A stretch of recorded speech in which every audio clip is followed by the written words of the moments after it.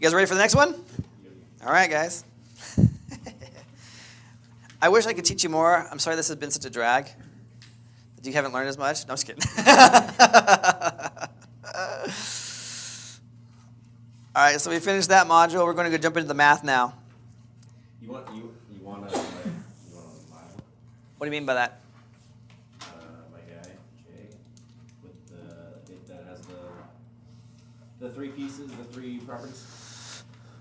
I don't know what you want to. I mean, Why don't we? Said is that he's not motivated enough. Well, no, he's not. He's clearly not. So, what makes someone motivated? Deadlines. What else makes someone motivated is when they don't have options. When the options are slowly, one by one, going away, and they're feeling the pressure being put on them. So when you can eliminate options for people, you've now created some kind of pressure that they're going to have to make a decision. And usually what happens is I find people when they only have one option, and I come and I show them a different option. Well, you know, you can go that way because it's your only way, or have you thought about this, which typically ends up being like a rent-to-own type of situation. Oh, I never thought I could do that. Oh, my gosh. And that's how most of these situations happen.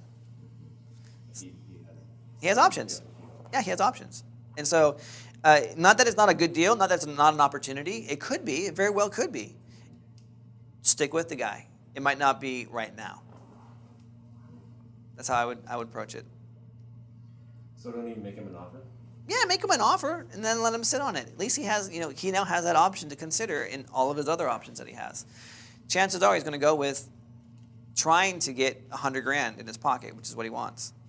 Let him try to do that, but be the guy that's constantly following up with him and see what happens. So what would you offer him? I know nobody. Maybe we can talk about it. What I want to do is let me show you the math, and then we can throw that one up there and let the classroom decide, because they're going to come into situations like this.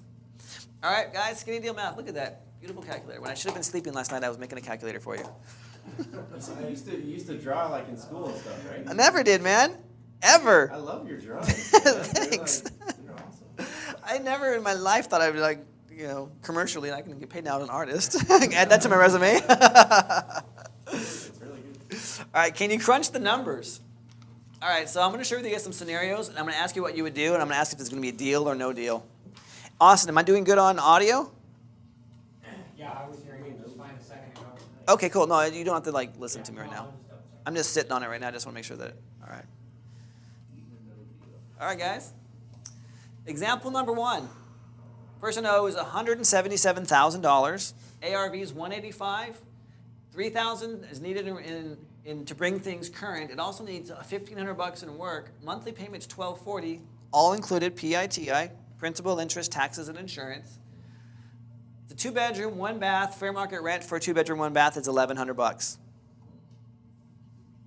What would you do? Is this a deal or no deal?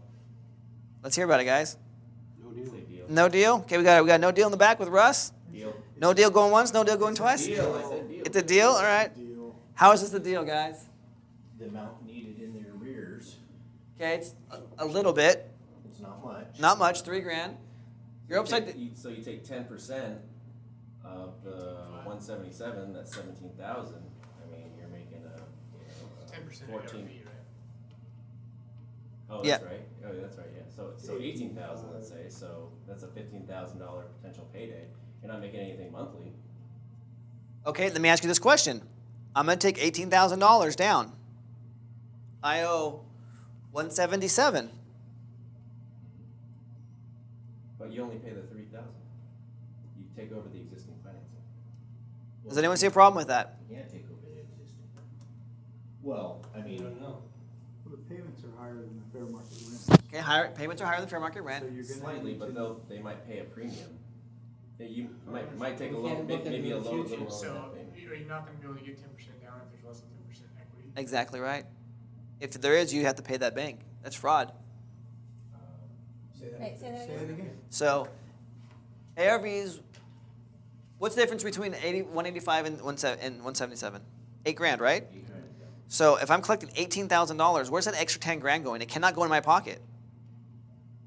There's no equity for me to collect. That money would have to go to the bank. or I'd be committing fraud. So sell it for $195. Okay, so I can increase it then. That's one way. But do you understand that though? If you sell if you sell a property and they give you more than what you have in equity, you have to put that money in towards the bank. Yep. So could be a deal if we're able to sell it to the right renter. So this is talking about taking, like, buying subject to, or this is talking about? This taking is it it a deal at all? Any way you can come up with. Yep. Any deal.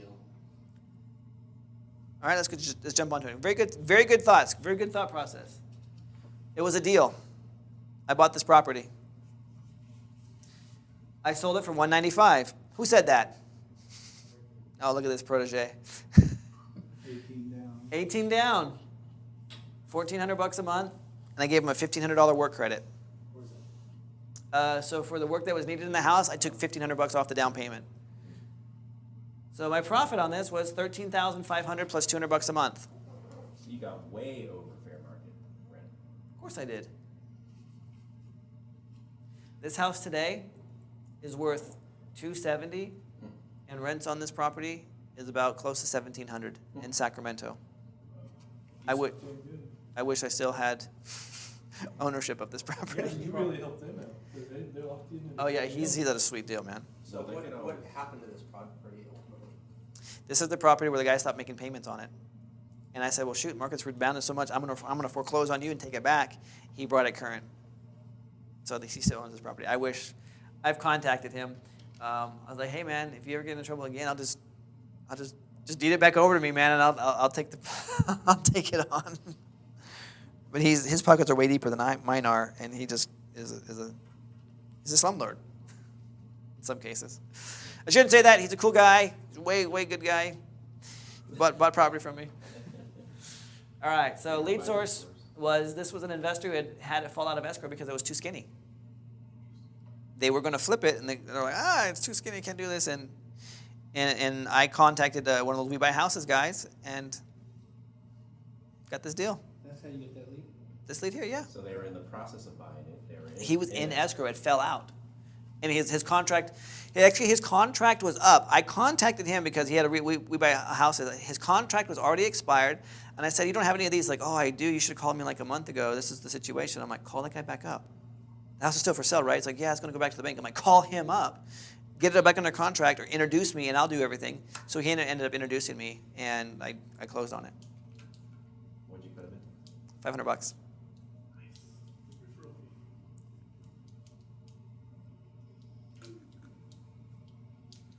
Now, question for you, the reason you went, your sale price to him was elevated, that's age, so you could pocket more money. And is there a appraisal at all? No. They don't? Never. Nope. So you're just stating the value? No, I'd say the sales price. Well, yeah. Yeah. You're stating the sales price, and as long as they're cool with it. Yeah, great question. I think what you're leading towards is people don't buy. When I'm doing these I sell properties that are way upside down in some cases, and they're not buying the overall sticker price. They're buying the monthly payment. Like I can afford the monthly payment, I can afford the down payment. I'm not worried about what it's going to cost, within reason. Okay, so when you say it's upside down, say they owe $300. If it's upside down, you're selling it for $275. You're marking it up to $310, $315. Yeah, of course. Okay, got it. Yep. Cool. That good? The benefit of that being upside down, it's been a number of years of payments. Exactly right. And so they have a lower balance, so you can argue to the seller or the buyer. You're gonna pay less interest over time. It's You've got yeah. You've got a better deal than if you were to go to the. More money is going towards principal than it is going towards interest. Yeah, a lot of different factors at play. Some good stuff to say to people. Yeah.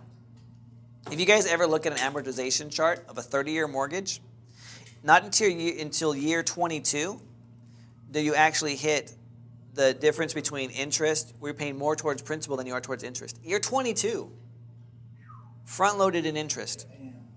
So what you're saying is since this is an older loan, more is going toward Principal. on the existing loan, but they don't care about that. They just care that they're paying you. That's all they know, really. That's right, and it's true. So their loan to me is brand new. It's interest, Yeah. starting fresh. But I have done it where I've said, look, man, this is a crazy deal. That one in Porterville, on Roby, exactly.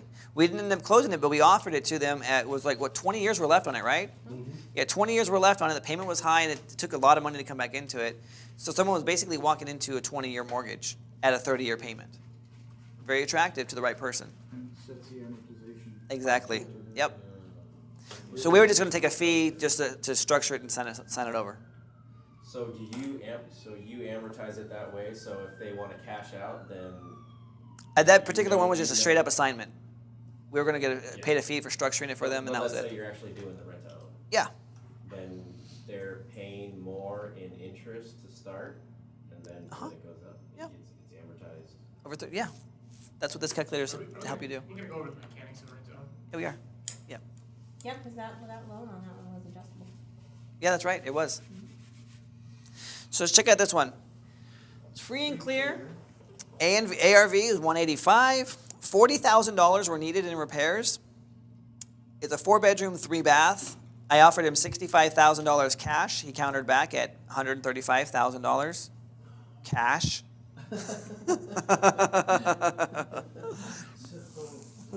So guys, what would you do? Deal or no deal?